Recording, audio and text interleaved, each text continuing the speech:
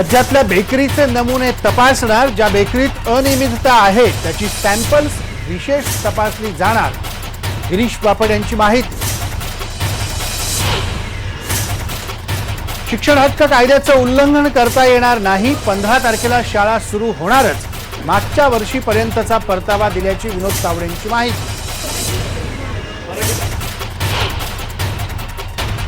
यंदा देशात 109% पाऊस होण्याची शक्यता, मध्य प्रदेश महाराष्ट्राच्या काही भागात जास्त पावसाचा स्कायमेटचा अंदाज।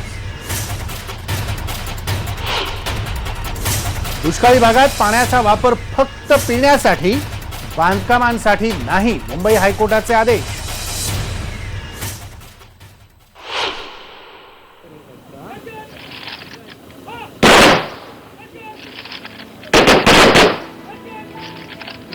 पांडुरंग महादेव गावडे यांच्यावर लष्करी इतमामात अंत्यसंस्कार, शोकाकुल वातावरणात वीरपुत्राला अखेरचा।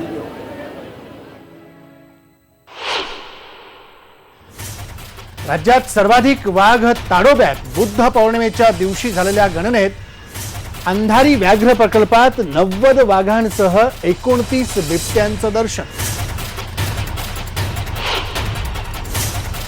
आणि जागतिक वारसा समिती राज्यातल्या किल्ल्यांची करतीये पाहणी, समितीच्या दौऱ्याचा राज्याला होणार फायदा।